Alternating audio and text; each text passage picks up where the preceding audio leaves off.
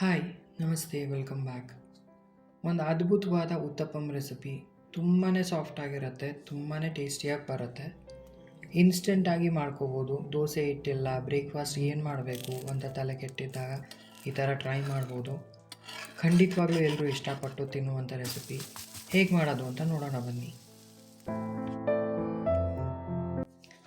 ದಯವಿಟ್ಟು ಪೂರ್ತಿ ವಿಡಿಯೋ ನೋಡಿ ಸಪೋರ್ಟ್ ಮಾಡಿ. ಇಲ್ಲಿ ನಾನು ಉತ್ತಪ್ಪಂ ಮೇಲೆ ಹಾಕ್ಕೊಳ್ಳುವ ಮಸಾಲೆ ರೆಡಿ ಮಾಡ್ಕೊಳ್ತಾ ಇದ್ದೀನಿ. 2 ಟೇಬಲ್ ಸ್ಪೂನ್ ಎಣ್ಣೆ ಹಾಕ್ಕೊಂಡಿದ್ದೀನಿ. ಒಂದು 2 ಹಸಿಮೆಣಸಿನ್ಕಾಯಿ ಸಣ್ಣದಾಗಿ ಕಟ್ ಮಾಡಿರೋದು, ಸ್ವಲ್ಪ ಕರಿಬೇವು, 1 ಇಂಚಷ್ಟು ಶುಂಠಿ, 2 ಈರುಳ್ಳಿ ಉದ್ದುದಕ್ಕೆ ಸ್ಲೈಸ್ ಮಾಡಿರೋದು, 2 ಕ್ಯಾರೆಟು ತುರಿದಿಟ್ಕೊಂಡಿರೋದು, ಸ್ವಲ್ಪ ಸಾಸಿವೆ ಸೇರಿಸ್ಕೊಂಡು ಸ್ವಲ್ಪ ಹಿಂಗೆ ಸೇರಿಸ್ಕೊಳ್ತಾ ಇದ್ದೀನಿ, ಒಂದು 1/4 ಚಮಚದಷ್ಟು. ಫಸ್ಟು ಹಸಿಮೆಣಸಿನ್ಕಾಯಿ, ಶುಂಠಿ ಮತ್ತು ಕರಿಬೇವು ಸೇರಿಸ್ಕೊಳ್ತಾ ಇದ್ದೀನಿ. ಸ್ವಲ್ಪ ಹಸಿ ವಾಸನೆ ಹೋದ ಮೇಲೆ ಈರುಳ್ಳಿನ ಸೇರಿಸ್ಕೊಳ್ತೀನಿ. ವಿಡಿಯೋ ಇಷ್ಟ ಆದರೆ ದಯವಿಟ್ಟು ಸಬ್ಸ್ಕ್ರೈಬ್ ಮಾಡಿಕೊಂಡು ಸಪೋರ್ಟ್ ಮಾಡಿ. ಈಗ ಈರುಳ್ಳಿನ ಸೇರಿಸ್ಕೊಂಡು ಫ್ರೈ ಮಾಡ್ಕೊಳ್ತಾ ಇದ್ದೀನಿ. ತುಂಬ ಫ್ರೈ ಆಗೋದೇನು ಬೇಕಿಲ್ಲ. ಸ್ವಲ್ಪ ಫ್ರೈ ಆದಮೇಲೆ ಕ್ಯಾರೆಟ್ ಸೇರಿಸ್ಕೊಂಡು ಸ್ವಲ್ಪ ರುಚಿಗೆ ಎಷ್ಟು ಬೇಕಷ್ಟು ಉಪ್ಪು ಸೇರಿಸ್ಕೊಂಡು ಸ್ವಲ್ಪ ಸಾಫ್ಟಾಗಿ ಒಂದು ಹಸಿ ವಾಸನೆ ಹೋಗೋವರೆಗೂ ಸ್ವಲ್ಪ ಹುರ್ಕೋಬೇಕಷ್ಟೆ.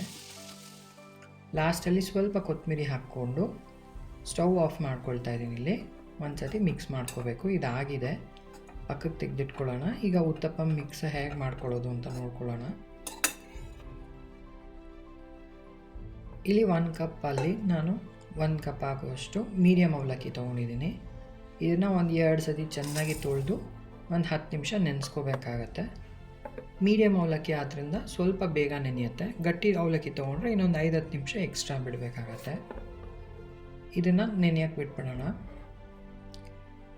ಇಲ್ಲಿ ನಾನು ಅದೇ ಕಪ್ ಅಳತೆಯಲ್ಲಿ 1 ಕಪ್ ಆಗುವಷ್ಟು ರವೆ ತೊಗೊಂಡಿದ್ದೀನಿ. ಇದು ಮೀಡಿಯಮ್ ರವೆ, ಉಪ್ಪಿಟ್ಟು ರವೆನೇ. ಅದೇ ಕಪ್ ಅಳತೆಯಲ್ಲಿ ಅರ್ಧ ಕಪ್ ಆಗುವಷ್ಟು ಮೊಸರು. ನಿಮಗೆ ಇಲ್ಲಿ ಮೊಸರು ಬೇಡ ಅಂತ ಅಂದರೆ ನೀವು ನೀರು ಕೂಡ ಹಾಕ್ಕೊಂಡು ಕಲಿಸ್ಕೋಬೋದು. ಆದರೆ ಇಲ್ಲಿ ಸೋಡಾ ಹಾಕಬೇಕಾಗತ್ತೆ, ಸೋಡಾ ಅಥವಾ ಈನೋ ಹಾಕಬೇಕಾಗತ್ತೆ. ಸೋಡಾ ಅಥವಾ ಈನೋ ಬದಲು ಹೆಲ್ತಿಯರ್ ಆಪ್ಷನ್ ಮೊಸರೇ ಹಾಕ್ಬೋದು. ಅದಾದಮೇಲೆ ಅದೇ ಕಪ್ ಅಳತೆಯಲ್ಲಿ 1 ಕಪ್ಪಷ್ಟು ನೀರು ಸೇರಿಸ್ಕೊಂಡಿದ್ದೀನಿ. ಇದು ಒಂದು 15 ನಿಮಿಷ ನೆನೆಯಕ್ಕೆ ಬಿಡಬೇಕು. ನೀವು ಇದು ನೆನೆಯೋ ಅಷ್ಟರಲ್ಲಿ ಪಲ್ಯ ರೆಡಿ ಮಾಡ್ಕೊಂಬಿಡ್ಬೋದು. ನೋಡಿ, ಇದು ನೆಂದಿದೆ ಅವಲಕ್ಕಿ. ಇದನ್ನು ಹಾಗೆ ಈ ಥರ ಕೈಯಲ್ಲಿ ಕಿಮ್ಚ್ಬಿಟ್ಟು ಹಾಕ್ಬೋದು, ಬೇಗ ಆಗತ್ತೆ ಅಂತ ನಾನಿಲ್ಲಿ ಮಿಕ್ಸಿಗೆ ಹಾಕ್ಕೊಳ್ತಾ ಇದ್ದೀನಿ. ಒಂದು ಸತಿ ಮಿಕ್ಸಿನಲ್ಲಿ ಒಂದು 2 ನಿಮಿಷ ಆಡಿಸ್ಕೊಂಡ್ರೆ ಬೇಗ ಆಗೋಗುತ್ತೆ. ರವೆ, ಅವಲಕ್ಕಿ, ಅರ್ಧ ಕಪ್ ಮೊಸರು, ಇಷ್ಟೇ ಬೇಕಾಗಿರೋದು. 15 ನಿಮಿಷ ಟೈಮ್ ಇತ್ತು ಅಂದರೆ ತುಂಬಾ ಟೇಸ್ಟಿಯಾಗಿ ಮಾಡ್ಕೋಬೋದು. ನೋಡಿ, ಇದಾಗಿದೆ. ಇದನ್ನು ಇವಾಗ ನೀಟಾಗಿ ರವೆ ಅದಕ್ಕೆ ಏನು ನಾವು ಮಿಕ್ಸ್ ಮಾಡಿಟ್ಕೊಂಡಿದ್ವಲ್ಲ ಅದಕ್ಕೆ ಸೇರಿಸ್ಕೊಂಡು ಚೆನ್ನಾಗಿ ಮಿಕ್ಸ್ ಮಾಡ್ಕೋಬೇಕಷ್ಟೆ. ಅವಲಕ್ಕಿ ಹಾಕೋದ್ರಿಂದ ನಮಗೆ ಈಸ್ಟ್ ಅಥವಾ ಈನೋ ಏನೂ ಹಾಕೋದು ಬೇಕಿಲ್ಲ. ಅವಲಕ್ಕಿ ಮತ್ತು ಮೊಸರು ಹಾಕೋದ್ರಿಂದ ತುಂಬಾ ಸಾಫ್ಟಾಗಿ ತುಂಬ ಚೆನ್ನಾಗಿ ಬರುತ್ತೆ. ರುಚಿಗೆ ಎಷ್ಟು ಬೇಕಷ್ಟು ಉಪ್ಪು ಸೇರಿಸ್ಕೊಳ್ತಾ ಇದ್ದೀನಿ. ಈಗ ಚೆನ್ನಾಗಿ ಒಂದು ಸತಿ ಮಿಕ್ಸ್ ಮಾಡ್ಕೋಬೇಕು. ತುಂಬ ತೆಳ್ಳಗೆ ಮಾಡ್ಕೊಳಕ್ಕೆ ಹೋಗಬೇಡಿ, ಆವಾಗ ನಿಮಗೆ ಉತ್ತಪ್ಪಂ ಎದ್ದೋಳಲ್ಲ. ಇದೇ ಮೆಷರ್ಮೆಂಟ್ ಕರೆಕ್ಟಾಗಿ ಹಾಕಿದ್ರೆ ನಿಮಗೆ ಏನು ಎಕ್ಸ್ಟ್ರಾ ನೀರು ಏನೂ ಹಾಕೋದು ಬೇಕಿಲ್ಲ. 1 ಕಪ್ ರವೆ, 1 ಕಪ್ ನೆನೆಸಿದ ಅವಲಕ್ಕಿ, ಅರ್ಧ ಕಪ್ ಮೊಸರು, ಅದೇ ಅಳತೆಯಲ್ಲಿ 1 ಕಪ್ ಆಗೋಷ್ಟು ನೀರು. ಇದು ರೆಡಿ ಇದೆ. ಈಗ ಉತ್ತಪ್ಪಂ ಹಾಕ್ಕೊಳ್ಳೋಣ. ಇಲ್ಲಿ ಕಾದಿರೋ ಹೆಂಚಿಗೆ ನಾನು ಹರಡ್ಕೊಳ್ತಾ ಇದ್ದೀನಿ. ಉತ್ತಪ್ಪಂ ಯಾವಾಗಲೂ ಸ್ವಲ್ಪ ದಪ್ಪನೇ ಇರಬೇಕು, ತುಂಬ ಟೇಸ್ಟಿಯಾಗಿ ಬರುತ್ತೆ ಆವಾಗ, ಸಾಫ್ಟಾಗಿ. ಈ ಥರ ಚಿಕ್ಕದಾಗಿ ಹಾಕ್ಕೊಂಡು ನಾವು ಮಾಡಿಟ್ಕೊಂಡಿದ್ವಲ್ಲ ಪಲ್ಯನ, ಅದನ್ನು ಮೇಲ್ಗಡೆ ಸೇರಿಸ್ಕೋಬೇಕು. ಯಾವ ಥರ ತರಕಾರಿ ಬೇಕಾದರೂ ಸೇರಿಸ್ಕೋಬೋದು, ಬಟ್ ಇದು ತುಂಬಾ ಚೆನ್ನಾಗಿರುತ್ತೆ. ಈ ಕಾಂಬಿನೇಷನ್ ಒಂದು ಸತಿ ಟ್ರೈ ಮಾಡಿ, ತುಂಬ ಇಷ್ಟಪಡ್ತಾರೆ ಮಕ್ಕಳು, ಎಲ್ಲರೂ ಇಷ್ಟಪಡ್ತಾರೆ. ಸ್ವಲ್ಪ ತುಪ್ಪ ಸೇರಿಸ್ಕೊಂಡು ಕವರ್ ಮಾಡಿ ಒಂದು 5 ನಿಮಿಷ ಬೇಯಕ್ಕೆ ಬಿಡಬೇಕು ಮೀಡಿಯಮ್ ಫ್ಲೇಮಲ್ಲಿ.